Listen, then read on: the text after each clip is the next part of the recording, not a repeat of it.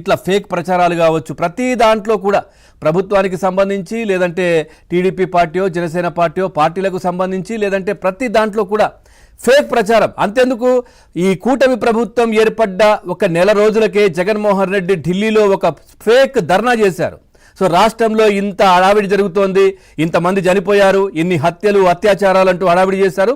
అక్కడ national media కావచ్చు, మన మీడియా కూడా ఏంటి మీ దగ్గర ఆధారాలు ఉన్నాయా, ఎఫ్ఐఆర్ నమోదైందా, ఏమైనా ఉన్నాయా అంటే తోక ముడుచుకొని చక్కగా మళ్ళీ యలహంక ప్యాలెస్ లేదంటే తాడేపల్లి ప్యాలెస్కి వచ్చి కూర్చున్నారు. సో ఇట్లా అక్కడి నుంచి మొదలు ఈ ఫేక్ ప్రచారాలు ఇంకా ఆగట్లేదు. ఏంది మరి ప్రభుత్వం ఎందుకు ఈ విధంగా ఉదాసీనంగా వ్యవహరిస్తోంది? సార్ మ్యూట్లో ఉంది. Okay okay, continue sir, continue. Pawan, ముందుగా మీకు ఏబిఎన్ ఆంధ్రజ్యోతి యాజమాన్యానికి, మిత్రులు కనపర్తి శ్రీనివాసరావు గారికి, మేడం రజనీ గారికి, వీక్షకులందరూ కూడా శుభ మధ్యాహ్నం సార్. నమస్తే.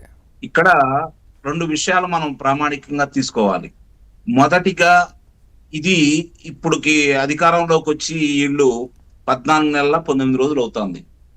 ఈ 14 నెలల 19 రోజులకు సంబంధించినంత వరకు ఇప్పటి వరకు సచివాలయంలో కావచ్చు, లేకపోతే మంత్రుల శాఖలకు సంబంధించిన దాంట్లో కావచ్చు, మిగిలిన ముఖ్యమైన శాఖల్లో కావచ్చు, ఇంకా కూడా ఈ కూటమి ప్రభుత్వానికి అనుకూలంగా కాకుండా వైఎస్ఆర్సీపీ పార్టీకి అనుకూలంగా కొంతమంది వ్యక్తులు ఇంకా వాళ్ళ కార్యక్రమాలు నిలుపుతానే ఉన్నారు. ఈ కూటమి ప్రభుత్వాన్ని అప్రదిష్ట పాలు చేయడానికి కొన్ని కార్యక్రమాలు తీసుకొస్తూనే ఉన్నారు.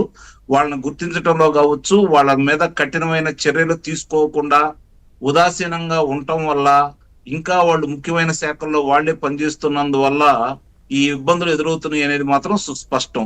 అందులో ఎలాంటి మొహమాటం కూడా లేదు.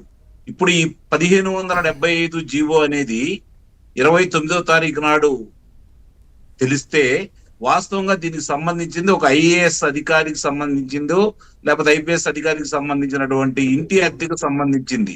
అలాగే 1545 అనేది ఈ నెల 22వ తారీఖు నాడు ఒక జీవో అంటే పరిశీలించమని చెప్పని ఒకటి బయట పెట్టారు.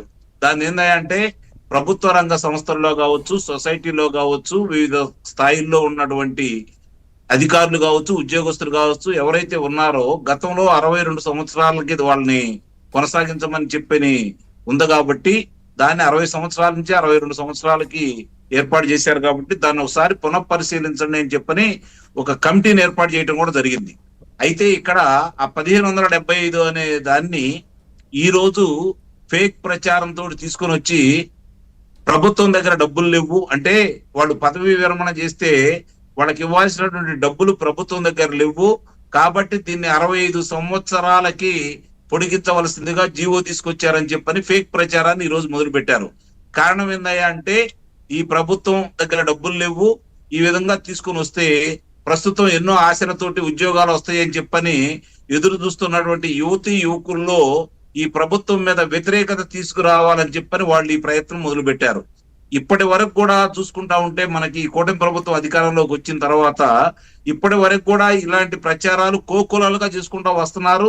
వాళ్లే చేయటం కాకుండా ప్రత్యక్షంగా సాక్షి దినపత్రికల్లోనూ, సాక్షి ప్రసార మాధ్యమంలో కూడా వారానికి ఒకసారి ఏదో ఒక అంశాన్ని ఫేక్ ప్రచారాన్ని తీసుకొని వచ్చేసి అబద్ధ ప్రచారం చేస్తూ ఈ కూటమి ప్రభుత్వం చేస్తున్నటువంటి మంచి పనులతో పాటు తీసుకొస్తున్నటువంటి పరిశ్రమలు కావచ్చు, అభివృద్ధికి సంబంధించింది కావచ్చు, లేదంటే సంక్షేమానికి సంబంధించింది కావచ్చు, పెట్టుబడులకు సంబంధించింది కావచ్చు, ఉద్యోగ కల్పనకు సంబంధించింది కావచ్చు, ప్రజల్లోకి విస్తృతంగా దాని గురించి చర్చించుకోకుండా ఏదో విధమైనటువంటి ఇలాంటి ప్రచారాన్ని వాళ్ళు బయటికి తీసుకొచ్చేసి వాళ్ళు రోజుకు అంటే వారానికి ఒకసారి దీన్ని బయటకు తీసుకొస్తూ ఉన్నారు.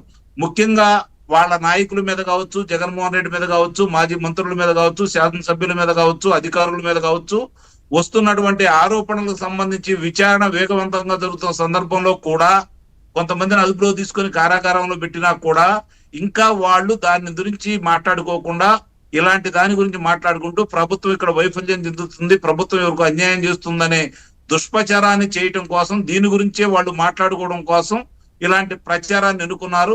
2014 నుంచి 2019 వరకు కూడా ఇలాంటి దాన్నే వాళ్ళు అమలు చేసి విజయవంతం అయ్యారు.